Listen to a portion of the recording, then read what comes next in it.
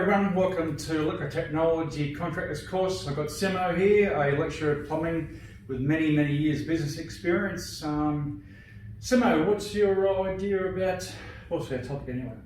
Well, I spoke to Robbie earlier today. I wanted to cover with you briefly the difference between fixed cost and variable cost and how they can impact your business. And I spoke to Robbie and I said, look, I really wanted to get this on the file as soon as I could because it's a very important aspect to running a business.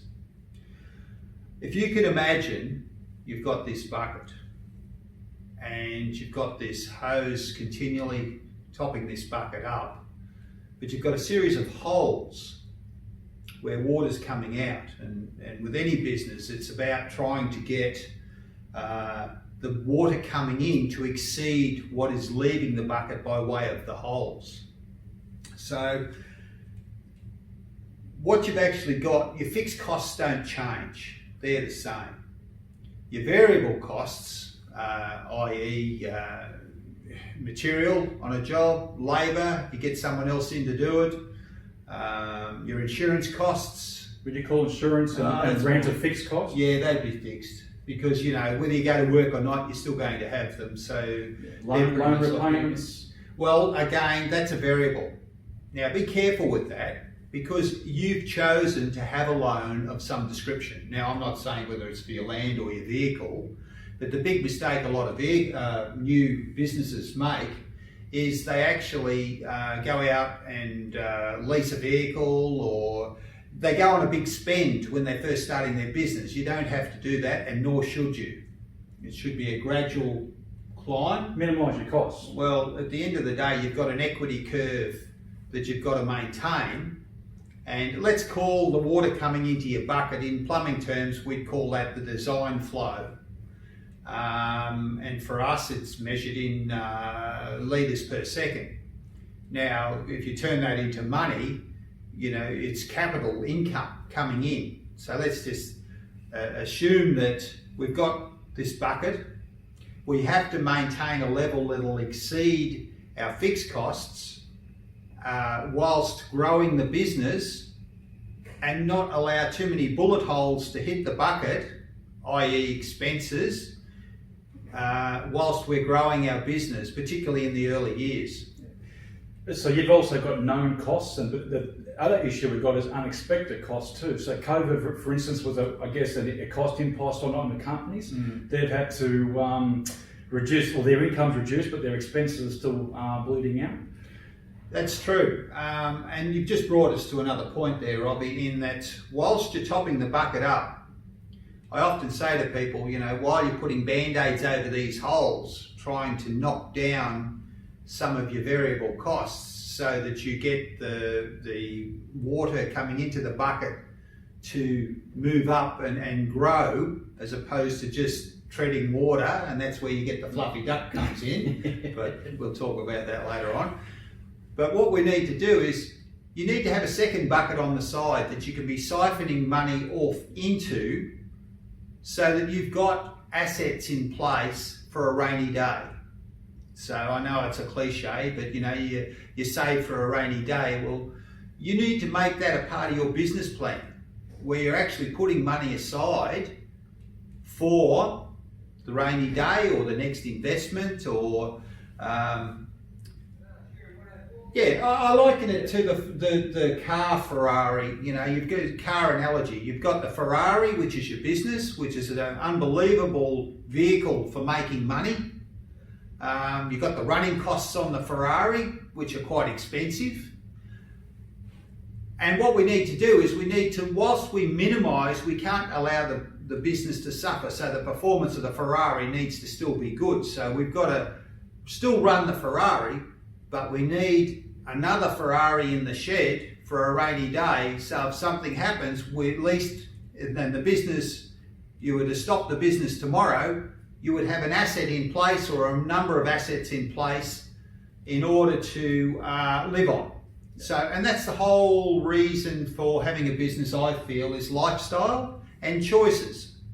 And it's about putting the lifestyle and choices in place a great way to start is identify your weaknesses, and Robbie's talked about a SWOT to you, in order to get a handle on where your fixed costs are and where your variable costs are. You need to look at doing a proper SWOT analysis of yourself and your business and your capability. And then you need to measure that up against any jobs coming forward, moving forward, coming in. A good business is as much about your planning as it is actually doing the job. Would you say market segmentation would be good? Like, for instance, having a constant service vehicle, plus, doing other larger contracts, like almost having two streams of income even though it's coming into the same business. Is that good to diversify? Absolutely. I think I've spoken to some of your students previously about having a third of your business, for instance, say in the maintenance market segment. There's an old story that little fish are sweet, and I know for plumbing that is definitely the case. So if, for instance, you've grown your business to, say, have 3 vehicles on the road, I would say that it would be good, part of a good, robust business plan to have one of those 3 vehicles doing only maintenance and keeping a regular income, because if the other side of the business goes belly up, you still got to live, you still got to take care of those fixed costs, because fixed costs will break you as much as variable costs will, so you still need an income coming in. The difference is your business plan needs to go back to finding a way to put the first aid kit in play where you can put the band-aids over the variable costs and keep them down. Now, a great way to do that would be by putting in place a robust plan where you have different income streams. And we talked about before, maybe this is off track, a bit of a helicopter view, whereas day by day, or at least week by week, definitely by the month, where you're at for your expenses to make sure that you are looking after your holes in your bucket. Absolutely, and there's a couple of strategies and tools that I'd like to share with you at a later time. Robbie and I will talk further about them later, to help you stay on track, even by way of a daily basis. And if you can break it down, you know where your money's coming from for the next 30 days, 60 days, 90 days.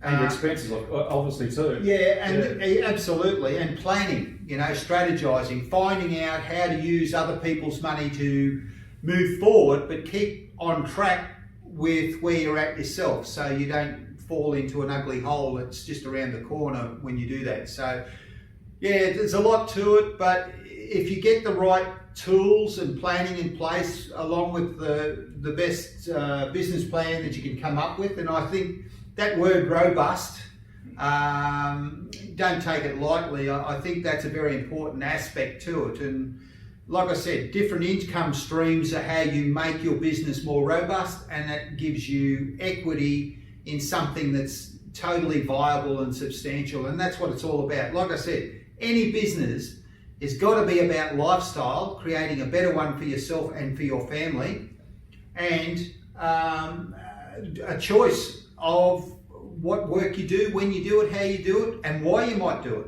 Yeah. That's right. You can choose jobs you might not actually like, but because you actually want that experience, or sometimes the kudos, as in a technically hard job or something, that you may want to say, I was on that job, I did that job. There's lots of reasons you take jobs. It's a large variety. Yeah, and I think also, there's many different avenues. I know Robbie and I would like to talk further with you in another few clips, but I'm thinking we've probably covered as much as we should right here. I think we have. Thanks for listening. We covered a lot. We'll do some more. It's our first one, so we'll get better. Thanks for listening. Thank Catch you you later. Good luck.